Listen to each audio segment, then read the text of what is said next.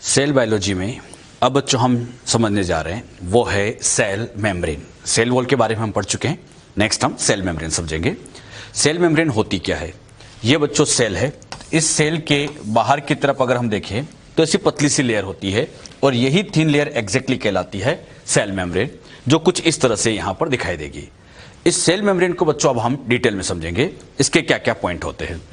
Cell membrane की अगर हम खास बात समझे, ये बच्चों सेल है, इसके अंदर ये जो मेम्ब्रेन आपको दिखाई दे रही है ये बहुत ही थिन लेयर की फॉर्म में होती है। ये ज्यादा मोटी नहीं होती है, थिन लेयर की फॉर्म में होती है।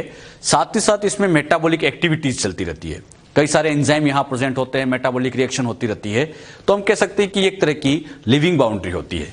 तो सेल मेम्ब्रेन, इसे बच्चों हम प्लाज्मा मेम्ब्रेन, इसे हम बायो मेम्ब्रेन के नाम से भी जानते हैं, जो कि थिन लेयर की फॉर्म में होती है। साथ ही साथ ये एक लिविंग बाउंड्री होती है। क्लियर? इसकी एक खास बात ये होती है कि ये क्वासी फ्लूइड नेचर की होती है। अच्छा, क्वासी फ्लूइड नेचर का मतलब होता है कि ना ये लिक्विड होती है ना ये सॉलिड होती है।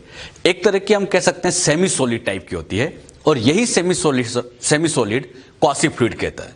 जैसे बच्चों एक तरह से आप कह सकते हो शहद के जैसी, हनी के जैसी।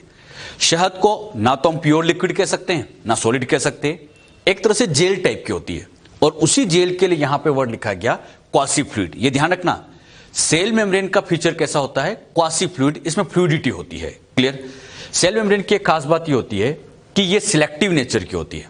अच्छा, सिलेक्टिव नेचर की मतलब इससे हर कोई मॉलिक्यूल पास नहीं हो सकता, सिलेक्टेड मॉलिक्यूल को ये पास करती है, इसीलिए हम कहते हैं ये सिलेक्टिव परमिएबल है।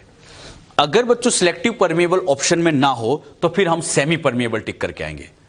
आपकी एनसीईआरटी में दो अलग अलग बातें की है। एक जगह तो एनसीईआरटी में सिलेक्टिव परमिएबल लिखा है, एक तरफ यह भी लिखा है कि सेल मेम्ब्रेन सेमी परमिएबल होती है। एनसीईआरटी खुद ने दो बात की है।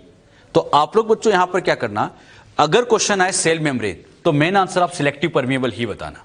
मेन सिलेक्टिव परमिएबल ही। हां, अगर सिलेक्टिव परमिएबल ऑप्शन में नहीं है देन हम आंसर सेमी परमिएबल को टिक कर देंगे। क्लियर? अच्छा, सेल मेम्ब्रेन की खास बात ये होती है ये प्रोकैरियोट यूकैरियोट सब में प्रेजेंट होती है। मतलब चाहे बैक्टीरिया की बात करें, प्लांट की बात करें, फंगस की बात करें, ह्यूमन की बात करें, सबके अंदर कंपलसरी मिलती है। तो सबके अंदर होती है, यानी ये एक तरह की यूनिवर्सल लेयर है, present in both prokaryotic and eukaryotic cell. और सारे प्रोकैरियोट सारे यूकैरियोट के अंदर आप देखोगे ये मिलती है। और खास बात तो ये है कि सबकी मेम्ब्रेन की स्ट्रक्चर सेम है। चाहे हम बैक्टीरिया की मेम्ब्रेन समझे, चाहे हमारी मेम्ब्रेन की स्ट्रक्चर समझे, दोनों की ओवरऑल स्ट्रक्चर, दोनों का ओवरऑल फ्रेमवर्क एक जैसा ही होता है। तो मेम्ब्रेन की खास बात क्या है? मेम्ब्रेन सब में प्रेजेंट होती है और सबकी स्ट्रक्चर, सबके फंक्शन लगभग सेम ही होते हैं। क्लियर? यानी एक तरह की यूनिवर्सल बाउंड्री होती है।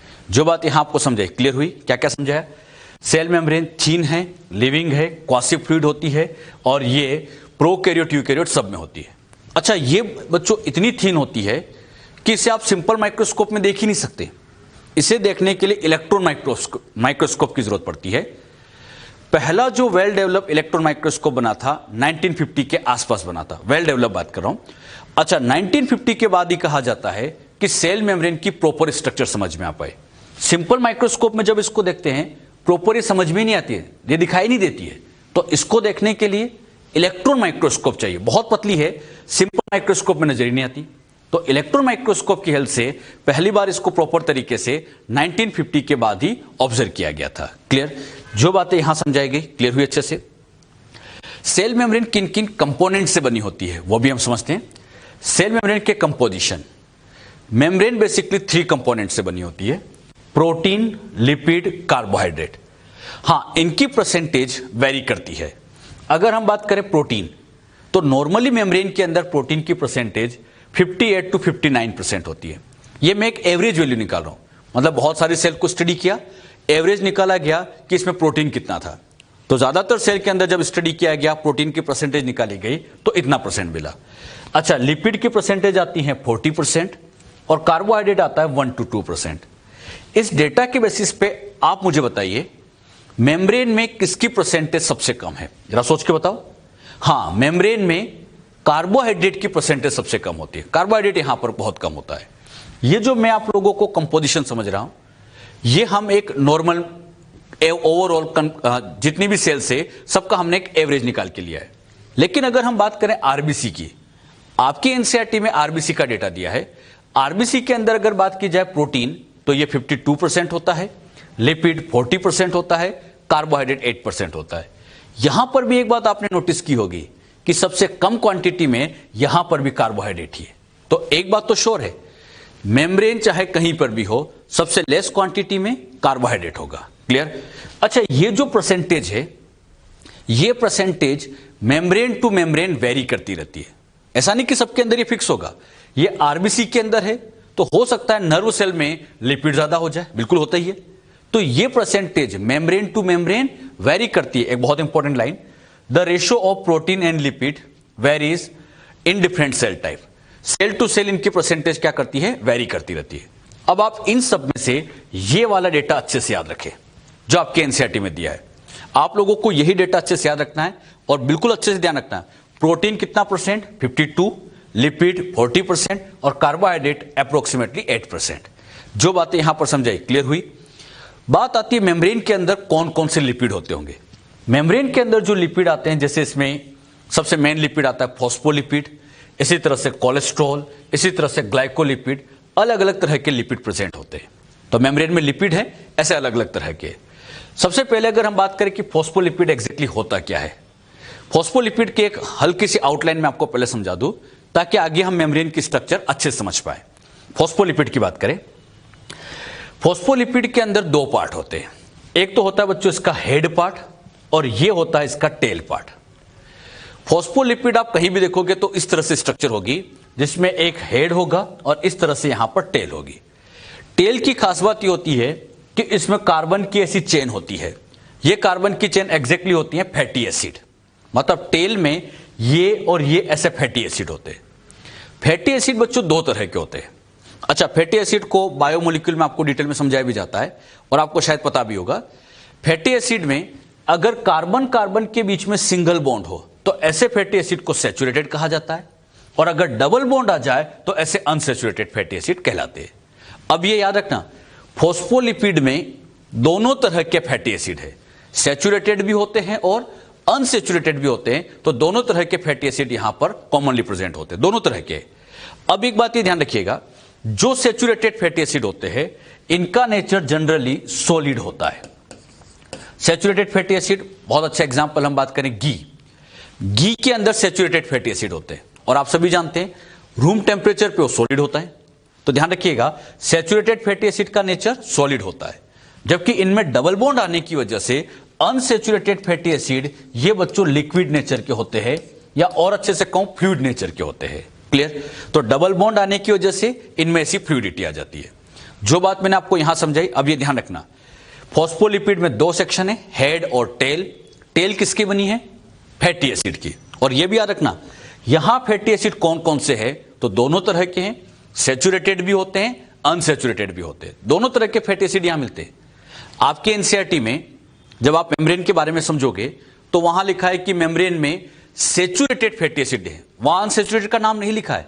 लेकिन फिर भी आप ये ध्यान रखना, सैचुरेटेड और अनसैचुरेटेड दोनों होते हैं। एनसीईआरटी ने नहीं लिखा है लेकिन फिर भी हमें ध्यान रखना है। हेड की खास बात ये होती है कि ये हेड पार्ट वाटर लविंग होता है, और वाटर लविंग है इसलिए यहां पर लिख दिया हाइड्रोफिलिक है। ये हाइड्रोफिलिक होता है और साथ ही साथ ये पोलर नेचर का होता है। जबकि अगर हम टेल की बात करें, टेल बच्चों वाटर से दूर भागती है, ये वाटर रिपल्टेंट होती है, यानी हम कहेंगे ये हाइड्रोफोबिक नेचर की है। अच्छा, हाइड्रोफोबिक है, साथ ही साथ ये नॉन पोलर प्रॉपर्टी शो करती है। तो ध्यान रखिएगा, हेड का नेचर हाइड्रोफिलिक मतलब वाटर से लविंग है। अच्छा, टेल वाटर से दूर भागती है मतलब ये हाइड्रोफोबिक है। अब जरा ध्यान दो, एक ही मॉलिक्यूल है और इसी एक मॉलिक्यूल के अंदर कुछ पार्ट हाइड्रोफिलिक है, कुछ हाइड्रोफोबिक है। मतलब कुछ वाटर से लव करता है, कुछ वाटर से दूर भागता है। एक ही मॉलिक्यूल में अगर दोनों पार्ट हो तो ऐसे मॉलिक्यूल को कहा जाता है एम्फीपैथिक मॉलिक्यूल। क्या नाम देंगे? एम्फीपैथिक। तो फॉस्फोलिपिड, ये अच्छे से याद रखिएगा, फॉस्फोलिपिड एक तरह का एम्फीपैथिक मॉलिक्यूल है क्योंकि इसमें हाइड्रोफिलिक और हाइड्रोफोबिक दोनों पार्ट है। और यह भी याद रखना, हेड का नेचर पोलर होता है और टेल का नेचर नॉन पोलर होता है। फॉस्फोलिपिड की जो स्ट्रक्चर मैंने आपको समझाई, ये आप ध्यान रखिएगा। और आगे बच्चों में कहीं पर भी ऐसे बना दूं, ऐसे सर बना के ऐसे दो टेल बना दे, तो समझ जाना कि ये फॉस्फोलिपिड है। तो फॉस्फोलिपिड को इस तरह से आगे हम रिप्रेजेंट करेंगे। जैसे ऐसा बना हुआ दिखे समझ जाना फॉस्फोलिपिड है। क्लियर? अगर हम बच्चों यहां पर मेम्ब्रेन की स्ट्रक्चर बनाते टाइम ये हमने ऐसे फॉस्फोलिपिड लिए, अब मैंने यहां पर फॉस्फोलिपिड की सिंगल लेयर ली, ऐसे फॉस्फोलिपिड को अटैच करता जा रहा हूं ऐसे सिंगल लेयर की फॉर्म में, और इस तरह से अगर हम मेम्ब्रेन बनाए तो क्या होता है चेक करते हैं। आप सभी जानते हैं सेल के अंदर वाटर होता है, साइटोप्लाज्म में आप देखोगे मैक्सिमम पानी भरा है, मतलब यहां एक तरह का एक्वस एनवायरनमेंट है। सेल के अगर हम बाहर देखें तो सेल के बाहर भी बच्चों पानी पानी भरा होता है, मतलब यहां पर भी एक्वस एनवायरनमेंट है, मतलब बाहर भी पानी है अंदर भी पानी है, चारों तरफ यहां पानी ही पानी है। अब यहां पर खास बात क्या है, ये जो बच्चों पार्ट है नाम बोलो हेड या टेल, ये ऊपर वाला रेड कलर का हेड का नेचर हाइड्रोफिलिक और टेल का नेचर हाइड्रोफोबिक। हाइड्रोफोबिक किसको कहते हैं? जो पानी से दूर भागे, हाइड्रो मतलब वाटर, फोबिक मतलब डरना, पानी से डरेगा। अब बच्चों अंदर वाला वाटर जैसे इसके कांटेक्ट में पहुंचेगा तो ये तो यहां पर हाइड्रोफोबिक है, पानी से दूर भागेगा, और अगर बच्चों ये यहां से ऐसे दूर भाग गए, ये ऐसे दूर भाग गए, अगर ये फॉस्फोलिपिड ऐसे भाग गए तब तो फिर स्ट्रक्चर बन ही नहीं सकती, यानी फॉस्फोलिपिड की सिंगल लेयर से कभी स्ट्रक्चर बन नहीं सकती। मेम्ब्रेन की स्ट्रक्चर बनाते टाइम सिंगल लेयर काम में नहीं ले सकते, क्योंकि ये वाटर जैसे टेल के कांटेक्ट में आते टेल यहां पर दूर भाग जाती है। क्लियर? अब क्या किया जाए, इस प्रॉब्लम को सोल्व करने के लिए फॉस्फोलिपिड की अब बाई लेयर बनाएंगे। ध्यान से देखो, यहां सिंगल लेयर थी, यहां बाई लेयर ली। अच्छा, बाई लेयर में आप देखोगे तो यहां पर बाई लेयर के अंदर यहां पर पानी है, यहां भी पानी है। हेड का नेचर आप जानते हो हाइड्रोफिलिक और टेल का नेचर हाइड्रोफोबिक। अच्छा, ये फिर से हेड है मतलब हाइड्रोफिलिक। अच्छा, ये भी हाइड्रोफिलिक है, ये भी हाइड्रोफिलिक है। हाइड्रोफिलिक का मतलब वाटर लविंग, तो अंदर वाला पार्ट, वाटर वाला पार्ट इसके कांटेक्ट में आता है तो ये बच्चों दूर नहीं भागेगा, क्योंकि ये तो वाटर लविंग है। ये भी वाटर लविंग है तो ये भी दूर नहीं भागेगा, मतलब न यहां से कोई फॉस्फोलिपिड भाग रहा है न यहां से कोई भाग रहा है, मतलब कोई भी नहीं भाग रहा है, मतलब स्ट्रक्चर यहां पर प्रॉपर बन सकती है। तो मुझे बताओ सिंगल लेयर से स्ट्रक्चर बनाते हैं या डबल? तो फॉस्फोलिपिड की डबल लेयर लेनी चाहिए, बाई लेयर लेनी चाहिए, और बाई लेयर में फिक्स है इसका ये जो पार्ट आपको दिख रहा है हेड पार्ट, ये आउटसाइड रखेंगे, और यहां पर ये हेड वाला पार्ट आउटसाइड रख दिया, और ये जो टेल वाला पार्ट है इनसाइड रखेंगे। यानी मेम्ब्रेन बनाते टाइम हमेशा याद रखना, हेड हमेशा आउटसाइड रखेंगे और टेल हमेशा इनसाइड रखेंगे। अब आप मुझे बताओ इन टेल को इनसाइड क्यों रखा गया? बताइए बच्चों, टेल इनसाइड क्यों रखते हैं? हां, टेल इनसाइड रखने का पर्पस ये होता है ताकि दोनों साइड के इन वाटर से इसको बचाया जा सके, क्योंकि हाइड्रोफोबिक थी, पानी से इसको बचाना था। इसके लिए आपके एनसीईआरटी ने बड़ी अच्छी लाइन लिखी है, tail inside because protection from aqueous environment. ये एक्वस क्या है?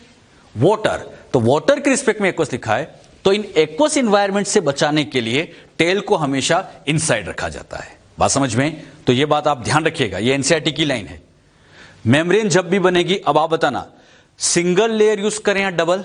तो आप लोग याद रखिएगा बाई लेयर यूज करेंगे। बाई लेयर में भी फिक्स है, पोलर हेड हमेशा आउटसाइड रहेंगे और टेल हमेशा इनसाइड रखेंगे। क्लियर हुआ सबको अच्छे से? ये पॉइंट आप ध्यान रखिएगा, इंपॉर्टेंट पॉइंट है। हमें बच्चों मेम्ब्रेन की स्टडी करना है। आप बताइए बॉडी की कौन सी सेल यूज करें? सोच समझ के बताना, बॉडी की कौन सी सेल को स्टडी करें जिससे हम सेल मेम्ब्रेन को प्रॉपर स्टडी करें? कोई भी सेल ले लें, चेक करते हैं। हमने बच्चों समझने के लिए कोई भी नॉर्मल सेल ले ली, ये एक नॉर्मल सेल है। नॉर्मल सेल के अंदर आप सभी जानते हैं सेल मेम्ब्रेन होती है। इसके अलावा सेल के अलावा यहां पर न्यूक्लियस भी होता है, ईआर भी होती है, माइटोकॉन्ड्रिया भी होती है, और आप देखोगे इन सब में भी ऐसी मेम्ब्रेन दिख रही है। माइटोकॉन्ड्रिया में भी मेम्ब्रेन दिख रही है, न्यूक्लियस में भी दिख रही है, ईआर पे मेम्ब्रेन दिख रही है। हमें किसको स्टडी करना है? हमें बच्चों सेल मेम्ब्रेन को स्टडी करना है। अब बच्चों सेल मेम्ब्रेन को स्टडी करने के लिए इस मेम्ब्रेन को यहां से बाहर निकालना पड़ता है। मेम्ब्रेन को बाहर निकालने के लिए इसके ऊपर कुछ केमिकल डालने पड़ते हैं। अच्छा, जैसे बच्चों में इसके ऊपर कुछ केमिकल डालते हैं, वो केमिकल क्या करते हैं, यहां से सेल मेम्ब्रेन को बाहर लाते हैं, लेकिन साथ साथ वो इन ऑर्गेनल्स की मेम्ब्रेन को भी बाहर ले आता है। मतलब ईआर की मेम्ब्रेन भी बाहर आ जाएगी, माइटोकॉन्ड्रिया की मेम्ब्रेन भी बाहर आ जाएगी, न्यूक्लियस की मेम्ब्रेन भी बाहर आ जाएगी। अगर बच्चों इन सबकी मेम्ब्रेन बाहर आ गई और सबकी मेम्ब्रेन आपस में मिक्सअप हो गई, तब तो फिर हम सेल मेम्ब्रेन की प्रॉपर स्टडी नहीं कर सकते। बात को सुनना, नॉर्मल सेल में क्या दिक्कत है, नॉर्मल सेल में सारी मेम्ब्रेन बाहर आ जाएगी तो हम प्रॉपर स्टडी नहीं कर पाएंगे। अब इस प्रॉब्लम को सोल्व करने के लिए यूज किया जाता है मैच्योर आरबीसी का। मैच्योर आरबीसी में आप सभी जानते हैं कि इसके अंदर सेल मेम्ब्रेन तो होती है, लेकिन इसके अंदर न्यूक्लियस, ईआर, माइटोकॉन्ड्रिया ऐसा कुछ नहीं होते, ये होते ही नहीं है। मतलब इसके अंदर केवल और केवल सेल मेम्ब्रेन होती है। अब बताना, जैसे मैं इसके ऊपर केमिकल डालूंगा, यहां से जो बाहर आएगी वो एक्सक्लूसिवली सेल मेम्ब्रेन होगी, और केवल सेल मेम्ब्रेन होगी तो हम प्रॉपर तरीके से स्टडी कर सकते हैं। तो आप बताओ, मेम्ब्रेन की स्टडी के लिए सबसे बेस्ट है नॉर्मल सेल या आरबीसी? अच्छे से बताना कौन बढ़िया है। आरबीसी बेस्ट है। क्यों? क्योंकि इसके अंदर केवल सेल मेम्ब्रेन है जिससे हम इसको प्रॉपर तरीके से स्टडी कर सकते हैं। इसलिए आपके एनसीईआरटी में बड़ी अच्छी लाइन लिखी होती है, अगर हमें मेम्ब्रेन की स्टडी करना है तो इसके लिए हम साइंटिस्ट लोग किसका यूज करते थे? ह्यूमन आरबीसी का यूज किया करते हैं। जो बात यहां पर आपको समझाई, क्लियर हुई सबको अच्छे से? ये मैंने बच्चों सेल मेम्ब्रेन का एक इंट्रोडक्टिव पार्ट आपको भी समझाया कि मेम्ब्रेन में क्या क्या बातें होती है। अच्छा, ध्यान रखना, मेम्ब्रेन बनाते टाइम मेन लिपिड कौन सा था? फॉस्फोलिपिड। सिंगल लेयर से स्ट्रक्चर बनेगी या by layer? By layer. Head हमेशा बाहर, टेल हमेशा अंदर। अंदर क्यों? Protection from aqueous environment. तो जो बातें यहां पर अभी आपको समझाई गई, ये सब बातें आप अच्छे से ध्यान रखिए। क्लियर? सेल मेम्ब्रेन की स्ट्रक्चर समझाने के लिए कई तरह के मॉडल दिए गए हैं। इनमें से बच्चों स्टार्टिंग के जो मॉडल है वो रिजेक्टेड मॉडल है। बस उनमें कुछ पॉइंट आप ध्यान रखिएगा। हम मेम्ब्रेन का केवल एक ही सबसे फेमस मॉडल समझेंगे, फ्लूइड मोज़ेक मॉडल। लेकिन स्टार्टिंग के मॉडल में क्या क्या बातें की गई, एक बेसिक आइडिया हम ले लेते हैं। मेम्ब्रेन की स्ट्रक्चर समझाने के लिए जो पहला मॉडल आया, सैंडविच मॉडल, जिसको हम ट्राइलेमिलर मॉडल कहते हैं। इसको समझाने वाले साइंटिस्ट टू थे, डेवसन एंड डेनियली। यहां ईयर याद रखने की जरूरत नहीं है। डेवसन एंड डेनियली दो साइंटिस्ट ने सैंडविच मॉडल दिया था। इस मॉडल में उन्होंने क्या समझाया? उन्होंने कहा जैसे फॉस्फोलिपिड की बायलेयर है, इस बायलेयर के ऐसे, ये लिपिड की बायलेयर, इस बायलेयर के अपर साइड में प्रोटीन और नीचे साइड में प्रोटीन होते हैं। अब ये बच्चों देखने में ऐसा लगता है जैसे कि कोई सैंडविच ही बना रखा है, इसलिए इस मॉडल का नाम दिया गया था सैंडविच मॉडल। सैंडविच में होता है ना, जैसे ब्रेड की एक लेयर हो गई, उसके ऊपर सारा मिर्च मसाला, फिर ब्रेड की एक और लेयर आ जाती है। तो नीचे वाली लेयर ब्रेड की, ऊपर वाली लेयर ब्रेड की, बीच में मसाला आ गया। सेम इसी तरह से यहां अपर और लोअर लेयर प्रोटीन की है, और बीच में मैं जिस मसाले की बात कर रहा हूं वो एग्जैक्टली लिपिड हो गया। तो देखने में सैंडविच जैसा अपीयर होता है, इसलिए इस मॉडल का नाम दिया गया था सैंडविच मॉडल। अच्छा, इस मॉडल में इन्होंने क्या क्या समझाया? उन्होंने ये बताया कि अगर हम इस प्रोटीन की थिकनेस निकालें, तो प्रोटीन की थिकनेस मतलब इसकी ओवरऑल थिकनेस 20 से लेकर 25 एंगस्ट्रॉन होती है। प्रोटीन की थिकनेस 20 से 25 एंगस्ट्रॉन होगी। अगर हम लिपिड की बात करें तो लिपिड की थिकनेस आती है 35 से 50 एंगस्ट्रॉन, 35 से 50 एंगस्ट्रॉन के समथिंग रहेगी। अच्छा, फिर से यहां प्रोटीन आ गया तो इसकी थिकनेस आ गई 20 से 25 एंगस्ट्रॉन। अब यहां से लेके यहां तक की ये टोटल थिकनेस अगर हम काउंट करें तो टोटल थिकनेस अप्रोक्सीमेटली, अगर इन सबको ऐड करोगे तो 75 से 100 एंगस्ट्रॉन। तो एक बात तो ध्यान रखना, मेम्ब्रेन की थिकनेस थोड़ी बहुत कम ज्यादा हो सकती है। अच्छा, वैल्यू क्या रहेगी? 75 से 100 एंगस्ट्रॉन के बीच में यहां कुछ भी थिकनेस रहेगी। कौन समझा रहा है बात? Dawson and Daniely. फिर उन्होंने ये कहा कि यहां पे बच्चों ये जो प्रोटीन होते हैं, प्रोटीन का नेचर आप जानते हैं पोलर होता है, ये प्रोटीन पोलर नेचर के, और फॉस्फोलिपिड का हेड ये भी तो पोलर ही है, और ये दोनों पोलर पोलर आपस में हाइड्रोजन एंड आयनिक बॉन्ड से जुड़े होते हैं। यानी प्रोटीन और इन फॉस्फोलिपिड के हेड के बीच में यहां पे बच्चों हाइड्रोजन और आयनिक बॉन्ड होते हैं। क्लियर? अब यहां देखना, फॉस्फोलिपिड की ये टेल नॉन पोलर है और ये भी नॉन पोलर, शॉर्ट में मैं इसको एनपी लिख देता हूं। एनपी मतलब नॉन पोलर। अब इन नॉन पोलर के बीच में भी आप देखो कुछ इंटरेक्शन चल रही है, और नॉन पोलर में आता है वंडर वॉल फोर्स रहता है। इसी तरह से ये बच्चों प्रोटीन है, फॉस्फोलिपिड का हेड ये भी पोलर, ये भी पोलर, पोलर के बीच में यहां आ जाएगा हाइड्रोजन एंड आयनिक बॉन्ड। यानी इस पूरे मॉडल में टोटल 3 फोर्स काम कर रहे हैं, hydrogen, ionic and wonder wall, और इन्हीं से बच्चों ये स्ट्रक्चर यहां बनती है। फिर आगे वो समझाते हैं कि इनके बीच में, फॉस्फोलिपिड के बीच में से पोर्स होते हैं जो कि अप्रोक्सीमेटली 0.35 नैनोमीटर साइज के होते हैं। इनके बच्चों यहां पर बीच में पोर्स होते हैं। यह बात डेवसन एंड डेनियली ने समझाई। डेवसन डेनियली से पूछा गया कि आपने ये जो बातें समझाई ठीक है, हमें समझ में तो आई है, आप हमें कुछ क्वेश्चन के आंसर दीजिए। उन्होंने पूछा कि पूछिए कौन से क्वेश्चन के आंसर देना है। डेवसन एंड डेनियली से 2 क्वेश्चन पूछे गए। पहला क्वेश्चन पूछा गया, हम सभी जानते हैं कि मेम्ब्रेन सिलेक्टिव परमिएबल है, आप बताइए इस मेम्ब्रेन में ऐसा क्या है जो इसको सिलेक्टिव बनाता है। अच्छा, मतलब सिलेक्टिव परमिएबिलिटी का रीजन क्या है वो बताइए। इसके बारे में डेवसन डेनियली कुछ नहीं समझा पाए। साथ ही साथ उनसे यह भी पूछा गया कि यह मेम्ब्रेन अगर फ्लूइड है तो इसमें ऐसा क्या है जिसकी वजह से फ्लूइड होती है।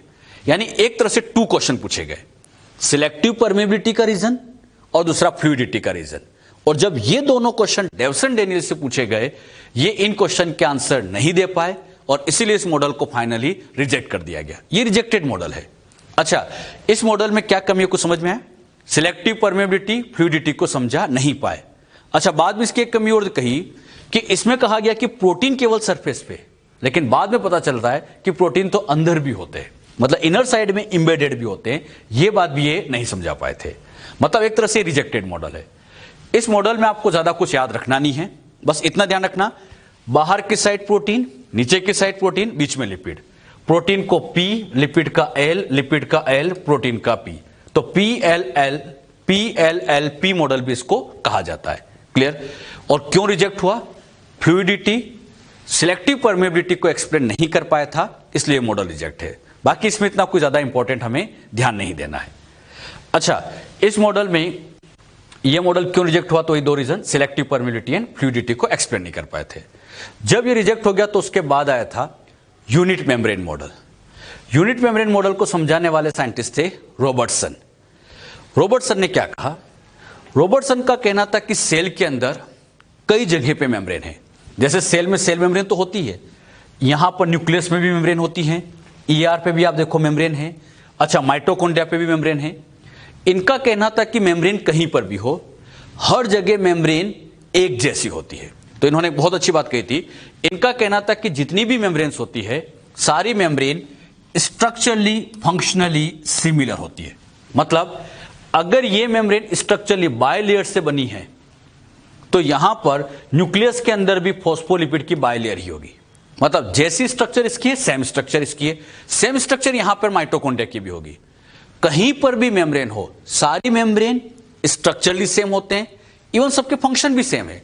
इससे मॉलिक्यूल का ट्रांसपोर्ट होता है, यहां पर भी मॉलिक्यूल का ट्रांसपोर्ट होता है। मतलब कोई भी मेम्ब्रेन हो, स्ट्रक्चरली फंक्शनली सेम होती है। हां, इनमें जो डिफरेंस आ सकता है वो आ सकता है साइज का और केमिकली।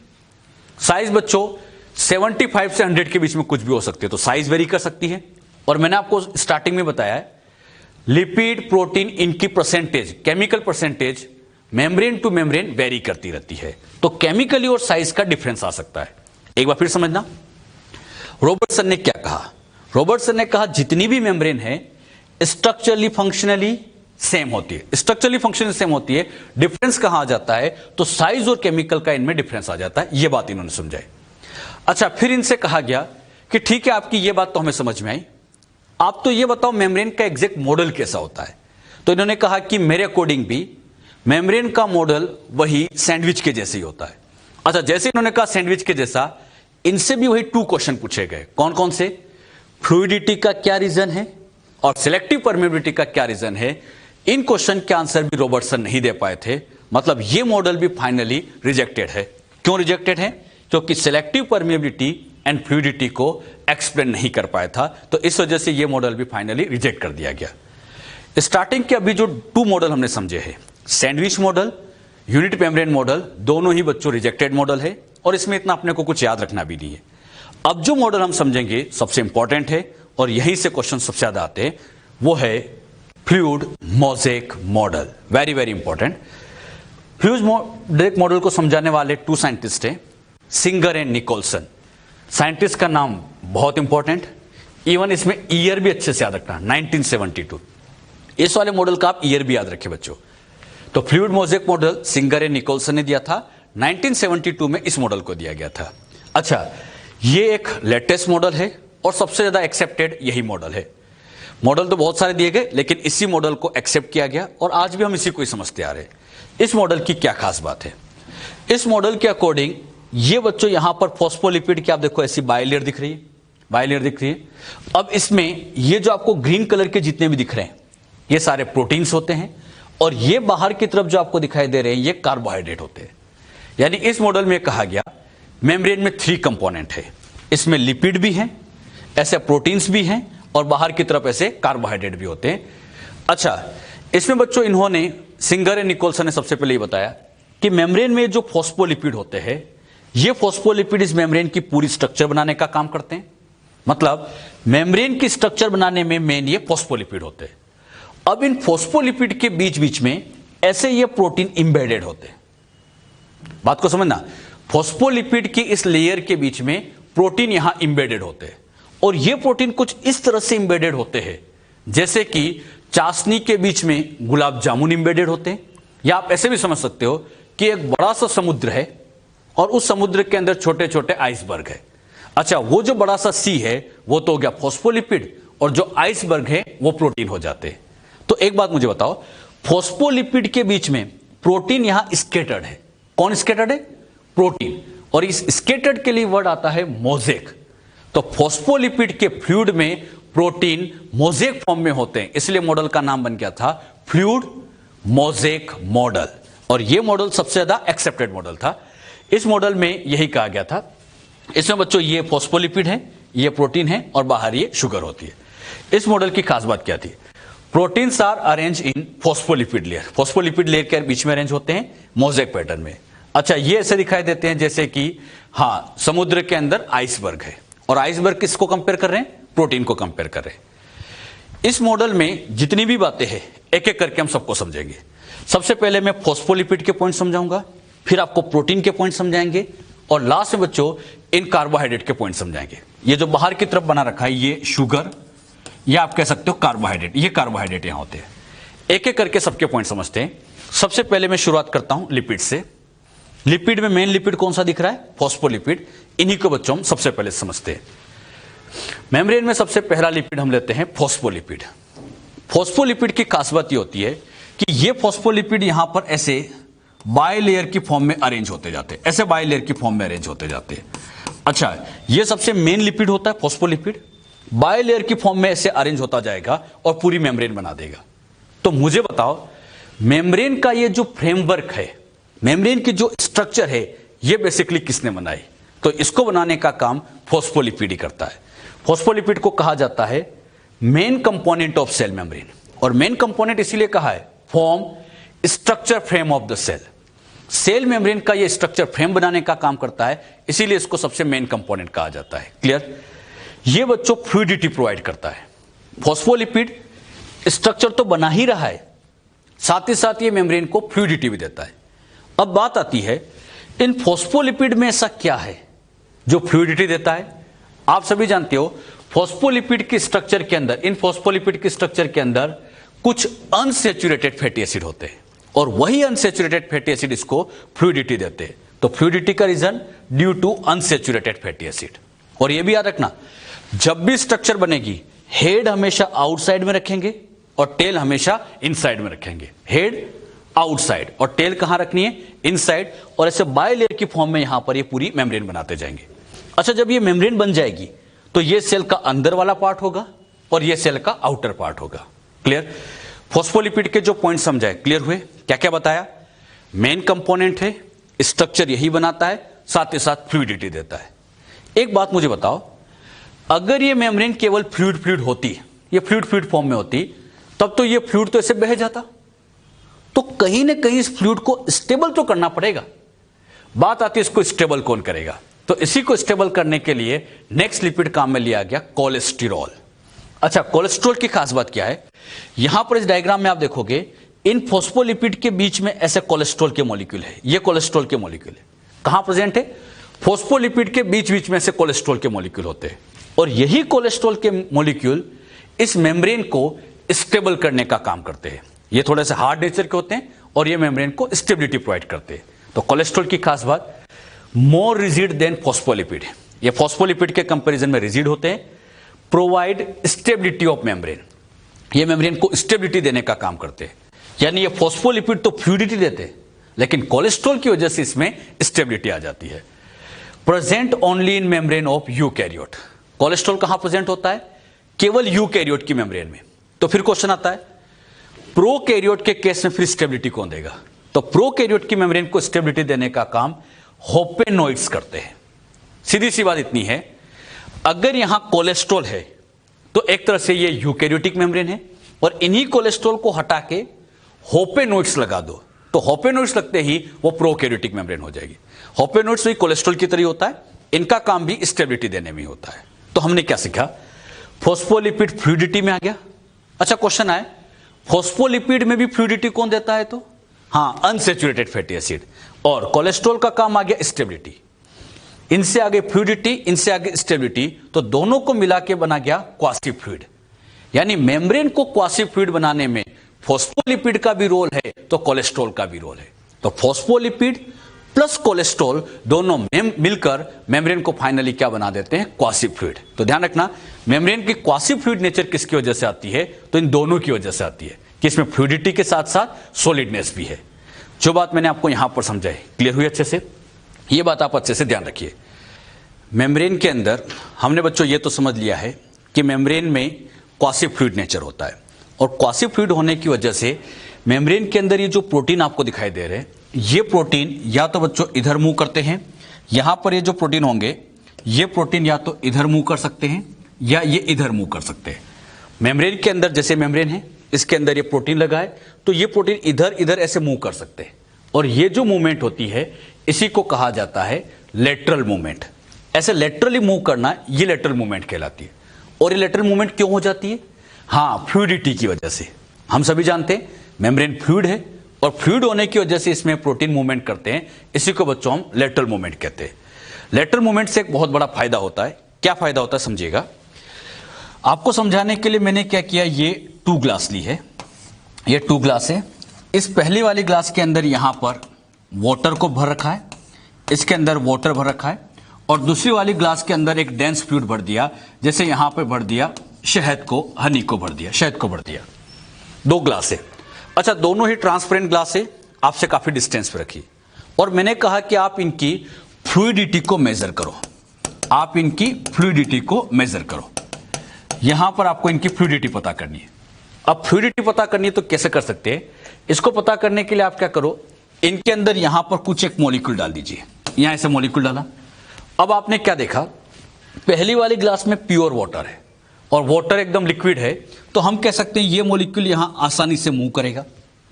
अगर मॉलिक्यूल आसानी से मूव कर रहा है तो हम समझ जाएंगे इसकी फ्लूइडिटी ज्यादा है।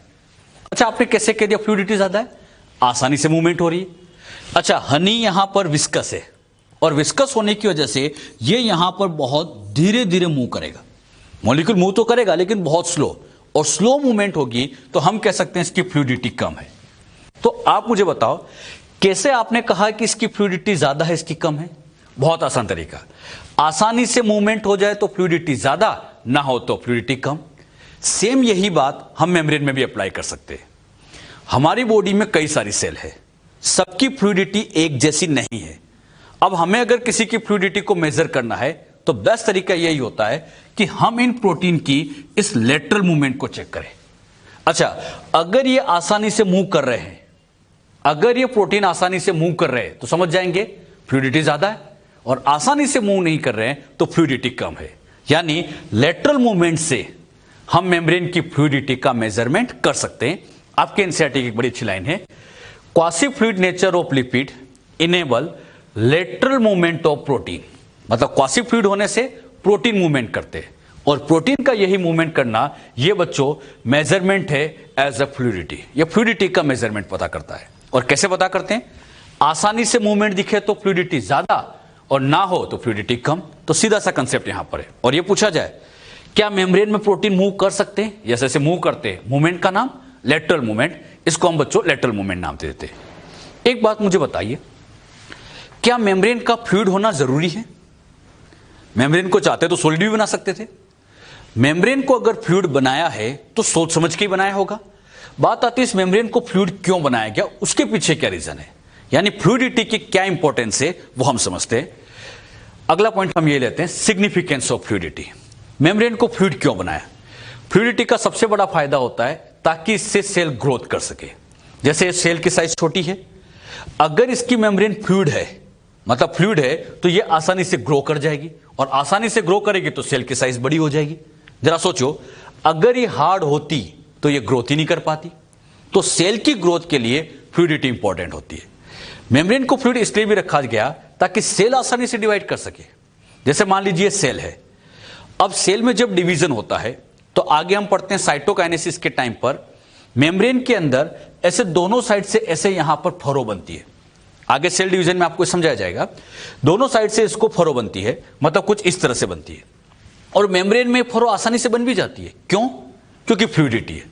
तो फ्लूइडिटी की वजह से आसानी से प्रेस होती है, आसानी से फरो बनती है, और आसानी से फरो बनेगी तो आसानी से बच्चों टू सेल्स बन जाएगी। अब इमेजिन करो, अगर ये मेम्ब्रेन हार्ड होती, ये हार्ड होती, तो ये फरो नहीं बनती, तो डिवीजन में प्रॉब्लम आ जाती। तो मुझे बताइए, फ्लूइडिटी का ही क्या फायदा होता है? इससे सेल आसानी से डिवाइड कर सकती है। तो सेल डिवीजन करने के लिए, ग्रोथ करने के लिए फ्लूइडिटी इंपॉर्टेंट है।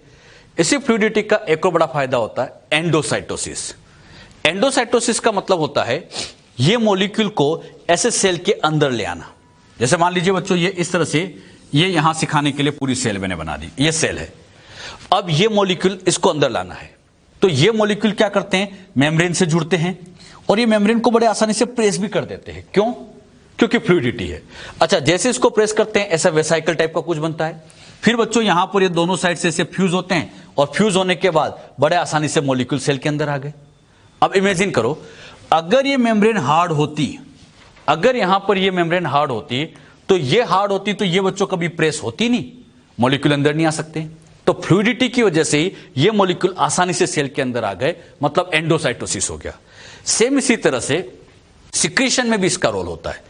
जैसे बच्चों मान लीजिए ये मॉलिक्यूल है, अब यहां पर इनको, ये सेल इस तरह से बना लेते हैं, ये सेल है। अच्छा, सेल के अंदर से इन मॉलिक्यूल को बाहर करना है, ये मॉलिक्यूल को बाहर करना है, सिक्रीशन कहलाता है। सिक्रीशन करने के लिए मॉलिक्यूल को सबसे पहले वेसाइकल में भरते हैं, फिर ये वेसाइकल सेल मेम्ब्रेन के साथ आसानी से बाइंड हो जाती है। क्यों? क्योंकि फ्लूइडिटी है। फ्लूइडिटी की वजह से इनके फॉस्फोलिपिड आपस में से मर्ज होते हैं। जैसे इनके फॉस्फोलिपिड से मर्ज होंगे, यहां पोर बनेगा और ये आसानी से बाहर आ जाएंगे। तो ये मॉलिक्यूल सेल के बाहर रिलीज हो गए, ये सिक्रीशन कहलाता है। और एक तरह का ये एक्सोसाइटोसिस है। ये जो सिक्रीशन हो रहा है, ये सब भी फ्लूइडिटी की वजह से हुआ। सोचो, अगर ये मेम्ब्रेन हार्ड होती, ये हार्ड होती, तो ये वेसाइकल इसके साथ कभी फ्यूज ही नहीं होती, और फ्यूज नहीं होती तो एक्सोसाइटोसिस सिक्रीशन नहीं हो पाता। तो ध्यान रखना, एंडोसाइटोसिस, सिक्रीशन, ये सब भी फ्लूइडिटी की वजह से हो पाता है। तो मेम्ब्रेन का फ्लूइड रखना बहुत जरूरी है। इसी का एक बड़ा इंपॉर्टेंट फंक्शन आता है, फॉर्मेशन ऑफ इंटरसेल्यूलर जंक्शन।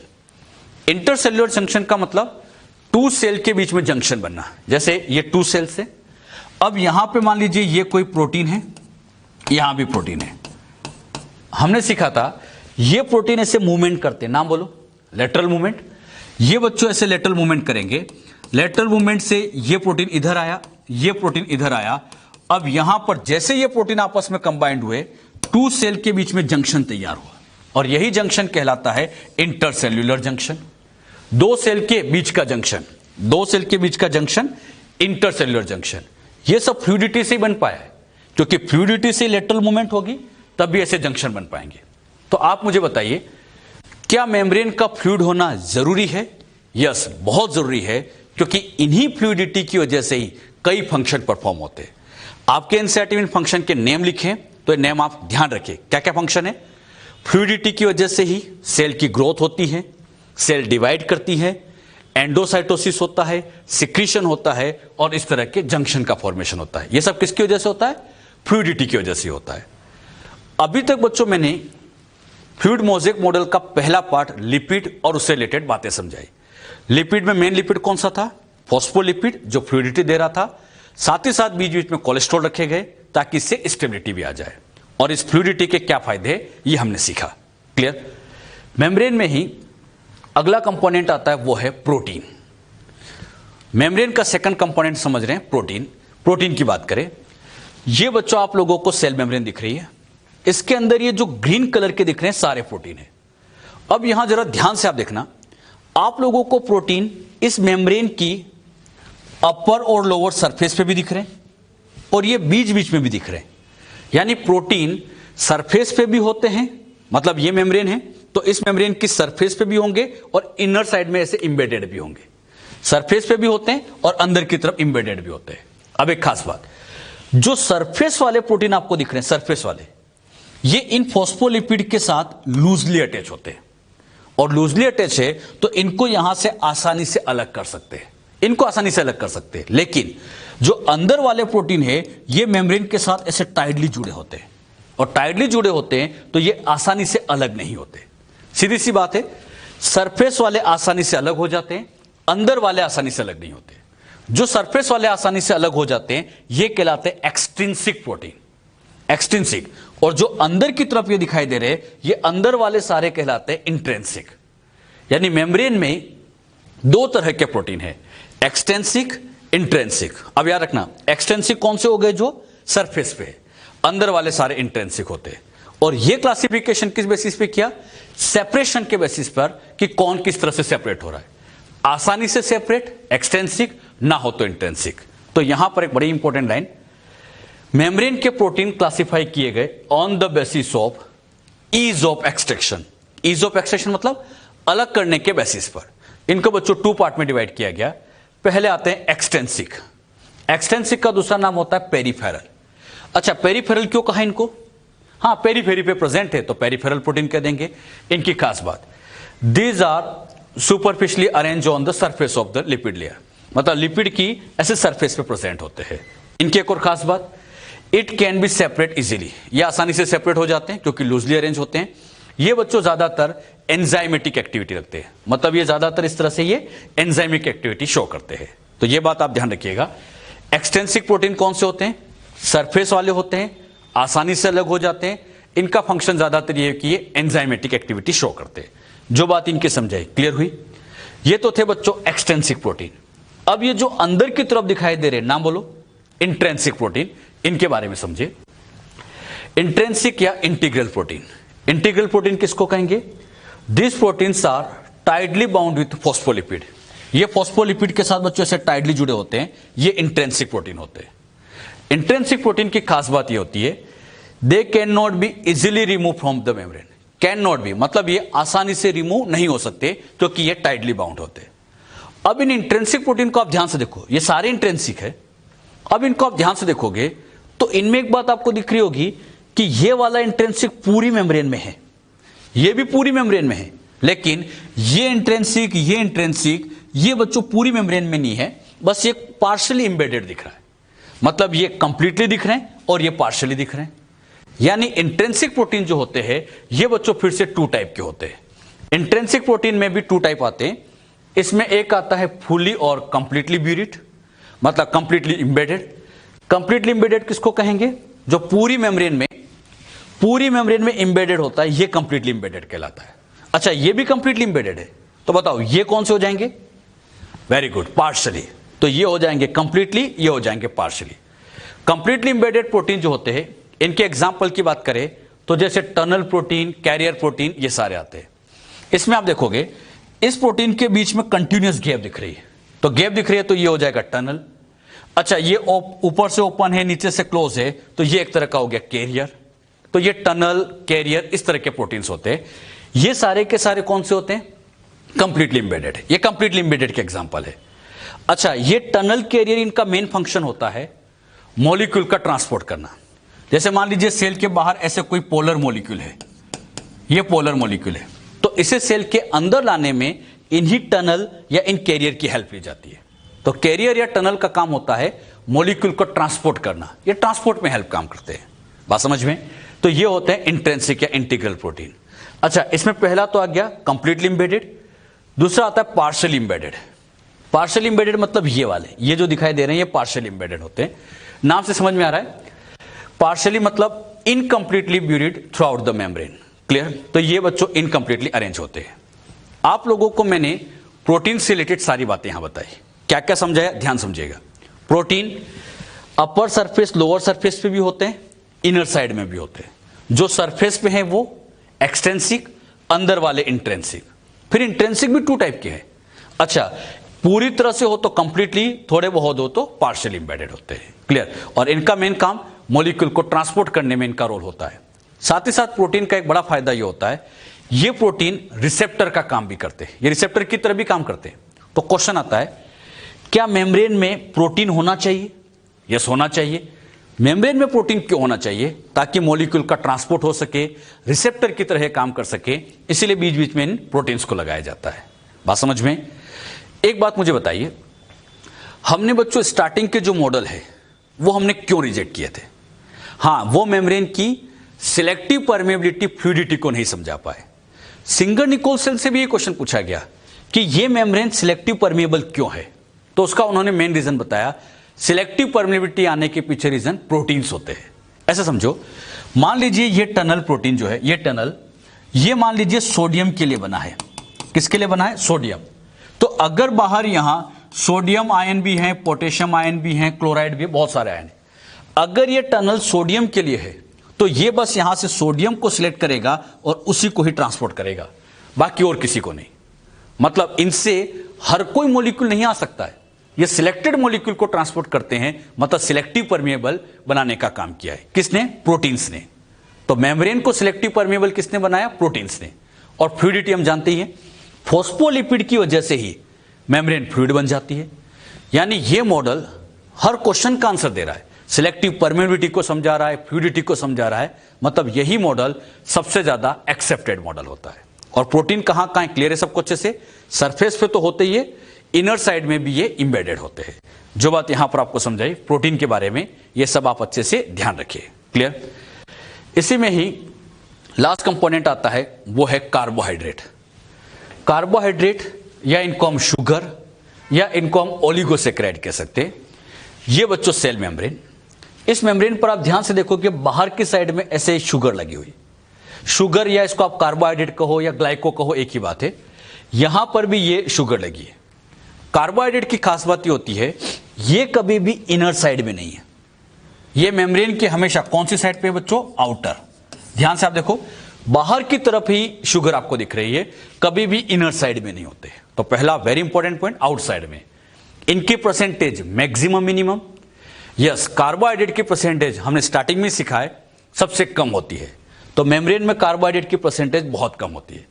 ये जो कार्बोहाइड्रेट होते हैं ये बेसिकली ओलिगोसेकेराइड नेचर के होते हैं। ओलिगोसेकेराइड, कार्बोहाइड्रेट की 3 कैटेगरीज होती है, मोनोसेकेराइड, ओलिगोसेकेराइड, पॉलीसेकेराइड। तो ये किस नेचर वाले होते हैं? ओलिगो मतलब ना ज्यादा छोटे ना ज्यादा बड़े, मिडिल साइज के होते हैं, तो ये ओलिगोसेकेराइड नेचर के होते हैं। एक खास बात है, ये कार्बोहाइड्रेट या तो बच्चों इन प्रोटीन से अटैच है या बच्चों ऐसे लिपिड से अटैच होते हैं। मतलब या तो ये यहां प्रोटीन से जुड़ा होता है, कार्बोहाइड्रेट के लिए वर्ड लिखा ग्लाइको, तो ये ग्लाइको और ये प्रोटीन नाम बन गया ग्लाइकोप्रोटीन। यहां बच्चों ये लिपिड के साथ अटैच है, तो इन दोनों को मिला के बन गया ग्लाइकोलिपिड। तो कार्बोहाइड्रेट या तो ग्लाइकोप्रोटीन या ग्लाइकोलिपिड की फॉर्म में रहते हैं। ग्लाइको मतलब कार्बोहाइड्रेट के लिए वर्ड यूज किया गया। तो हमने क्या क्या समझा? परसेंटेज इनके सबसे कम होती है, ये केवल आउटर सरफेस पे प्रेजेंट होते हैं, ये ग्लाइकोप्रोटीन या ग्लाइकोलिपिड की फॉर्म में रहते हैं। क्लियर? बात आती है इनके फंक्शन। कार्बोहाइड्रेट के अगर हम फंक्शन की बात करें तो इनका सबसे मेन फंक्शन आता है cell to cell recognition. Cell to cell मतलब दो सेल के आपस में पहचान कराने में कार्बोहाइड्रेट का बहुत इंपॉर्टेंट रोल है। इसका बहुत अच्छा एग्जांपल आता है ड्यूरिंग फर्टिलाइजेशन। फर्टिलाइजेशन के टाइम पर ये एग और स्पर्म जब एक दूसरे को रिकॉग्नाइज करते हैं तो इनको रिकॉग्नाइज करने में आउटर सरफेस पे जो कार्बोहाइड्रेट है यही इंपॉर्टेंट रोल रखते हैं। एग स्पर्म ये सेल ही तो है, और ये जब एक दूसरे को पहचानते हैं तो इनको रिकॉग्नाइज करने में रोल किसका है? कार्बोहाइड्रेट। तो कार्बोहाइड्रेट दो सेल के आपस में पहचान कराता है। इसी तरह से ब्लड शुगर एंटीजन, ये भी बच्चों सेल टू सेल रिकॉग्निशन का एक बहुत अच्छा एग्जांपल है। मान लीजिए किसी पर्सन का ब्लड ग्रुप ए है, तो हम सभी जानते हैं ए पर्सन का ब्लड ग्रुप है तो ए एंटीजन है, उसके ऊपर ए एंटीजन लगा होगा। अगर उसकी बॉडी में गलती से बी ब्लड ग्रुप डाल देंगे, बी एंटीजन डाल देंगे, तो उसकी बॉडी उसको एक्सेप्ट नहीं कर पाएगी, पहचान नहीं पाएगी। तो उसके अंदर ए ब्लड ग्रुप ही डालना पड़ेगा। अब इन ब्लड ग्रुप में हमने सीखा था मेन डिफरेंस किसका आता है? शुगर का। अरे शुगर ही तो है, आरबीसी की सरफेस पे जो शुगर होते हैं वही तो एंटीजन बनाने का काम करते हैं और वही सेल को आपस में पहचान कराते हैं। तो सेल टू सेल रिकॉग्निशन का एक बहुत अच्छा एग्जांपल होता है ब्लड ग्रुप पे जो एंटीजन होते हैं। जैसे ये आरबीसी है, इसकी सरफेस पर ऐसे एंटीजन लगे होते हैं, जैसे ए एंटीजन है, तो ये एंटीजन ही दूसरे ब्लड ग्रुप को एक्सेप्ट कर पाएंगे। अगर यहां गलती से बी ब्लड ग्रुप आ गया तो ये इसको एक्सेप्ट नहीं कर पाएगा, रिजेक्ट कर दिया जाएगा। हां, अगर इसकी बॉडी में ए ब्लड ग्रुप ही ट्रांसफर करेंगे तो इसकी बॉडी समझेगी हमारा ही पार्ट है और एक्सेप्ट किया जाएगा। तो किस ब्लड ग्रुप को एक्सेप्ट करना है, नहीं करना है, ये रिकॉग्निशन भी कार्बोहाइड्रेट ही कराते। ये जो बाहर की तरफ लगे कार्बोहाइड्रेट ही तो होते हैं और यही एंटीजन बनाने का काम करते हैं। तो हमने क्या सीखा, इनके फंक्शन में मेन फंक्शन आता है सेल टू सेल रिकॉग्निशन। इसके दो स्टैंडर्ड एग्जांपल है, फर्टिलाइजेशन के टाइम पे भी ऐसा होता है और ब्लड ग्रुप एंटीजन भी ये एक तरह का cell to cell recognition show करते हैं। मेम्ब्रेन के सारे कंपोनेंट हमने समझे। मेम्ब्रेन में हमने समझा लिपिड, फॉस्फोलिपिड, ये प्रोटीन्स और बाहर की तरफ कार्बोहाइड्रेट, और सबका अपना रोल है। फॉस्फोलिपिड का काम मेम्ब्रेन की स्ट्रक्चर बनाने में हो गया, प्रोटीन का काम ट्रांसपोर्ट में हो गया, और इन शुगर का काम सेल को आपस में रिकॉग्नाइज करने में हो गया। तो किनके क्या फंक्शन होते हैं, ये सब बातें भी हमने यहां पर समझी। सेल मेम्ब्रेन में एक बच्चों स्पेशल पॉइंट आता है, वो होता है flip flop movement.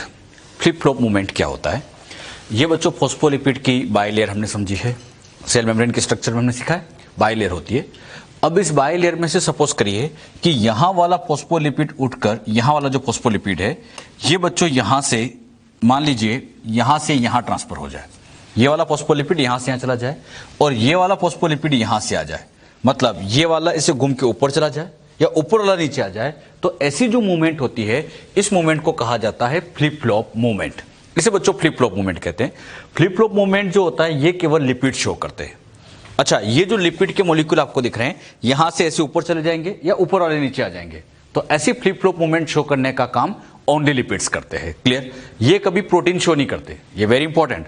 Flip flop movement shown by only lipids.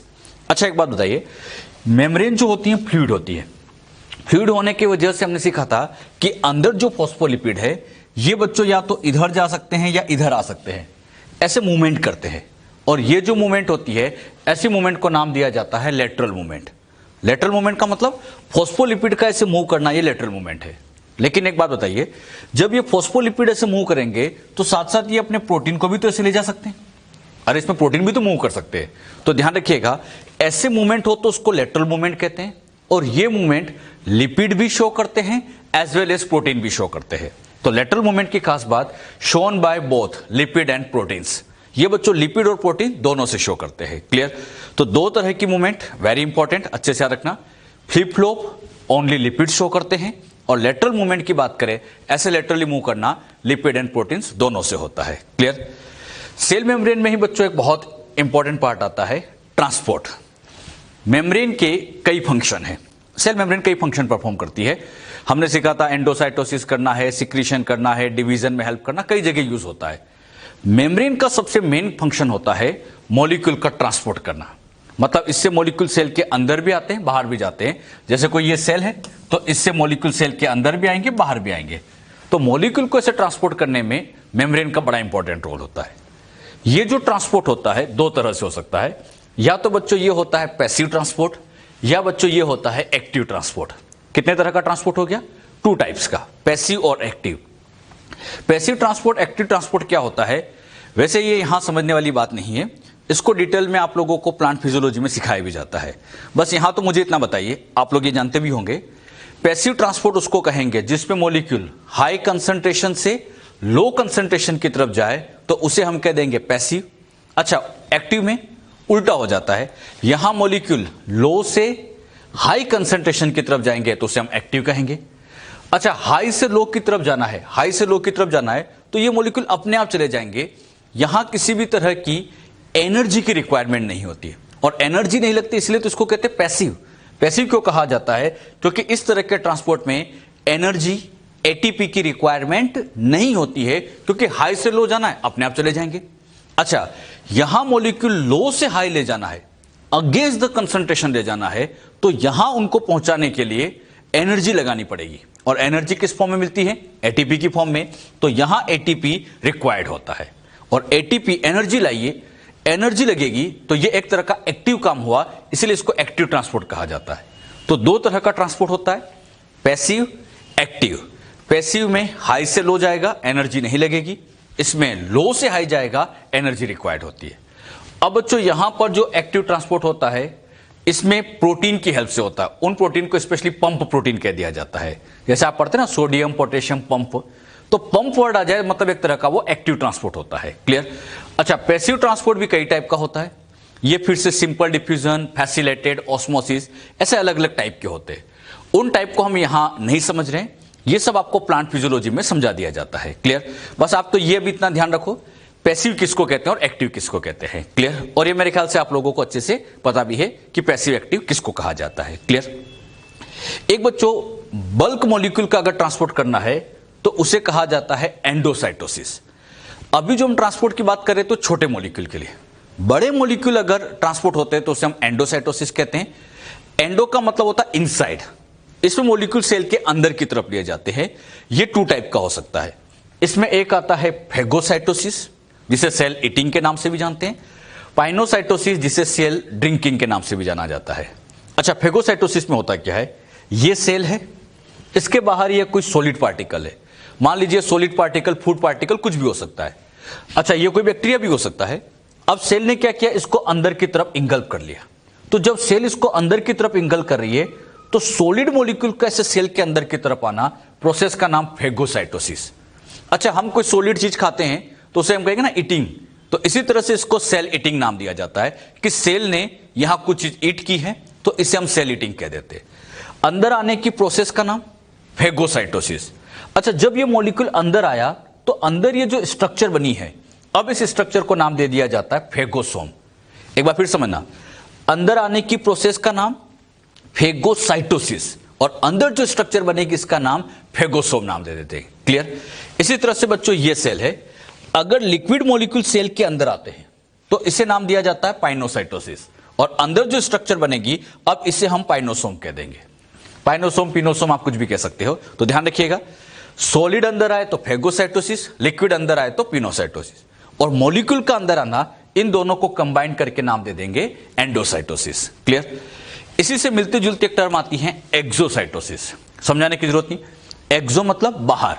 अगर मॉलिक्यूल को ऐसे सेल से बाहर कर दिया जाए, ऐसे बाहर निकाला जाए तो उसे हम एक्सोसाइटोसिस कह देते हैं।